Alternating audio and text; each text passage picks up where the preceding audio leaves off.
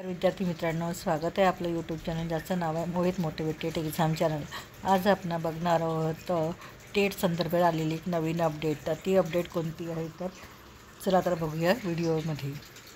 शिक्षक भरतीसाठी टेट परीक्षेचा प्रस्ताव। पुणे राज्य शिक्षक भरतीचा दुसऱ्या टप्प्याची प्रक्रिया सुरू करण्यात आली असताना आता पुन्हा अभियोक्ता आणि बुद्धिमापन चाचणी म्हणजेच टेट घेण्याचा प्रस्ताव राज्य सरकारला देण्यात आला आहे। या प्रस्तावाला मान्यता मिळाल्यानंतर राज्य परीक्षा परिषदेच्या माध्यमातून ही परीक्षा घेतली जाणार आहे। राज्यातील शिक्षकांच्या रिक्त जागांसाठीची भरती प्रक्रिया पवित्र संकेतस्थळामार्फत राबविण्यात येत आहे। त्यात पहिल्या टप्प्यातील भरती प्रक्रियेतून सुमारे 18,000 शिक्षकांना नियुक्ती देण्यात आली आहे। तर दुसऱ्या टप्प्यात रिक्त राहिलेल्या पदांचा समावेश आता दुसऱ्या टप्प्यातील भरती प्रक्रियेत केला जाणार आहे।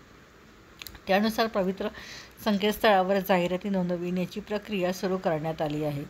दुसऱ्या टप्प्यातील भरती येत्या काही महिन्यात पूर्ण करून नव्या शैक्षणिक वर्षात शाळांमध्ये नवे शिक्षक उपलब्ध करण्याचा शिक्षण विभागाचा प्रयत्न आहे।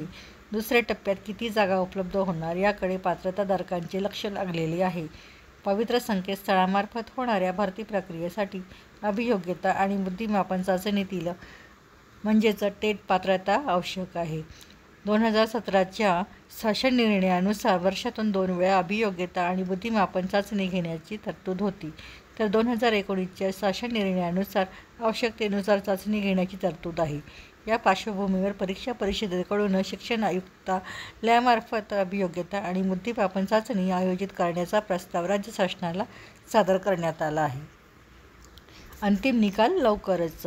परीक्षा परिषदेचे अध्यक्ष डॉक्टर महेश पालकर म्हणाले, शिक्षक पात्रता परीक्षेचा अंतरिम निकाल जाहीर करण्यात आलेला आहे।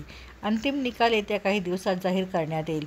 तसेच अभियोग्यता आणि बुद्धिमापन चाचणी आयोजित करण्याचा प्रस्ताव शिक्षण आयुक्तालयामार्फत शासनाला सादर करण्यात आलेला आहे।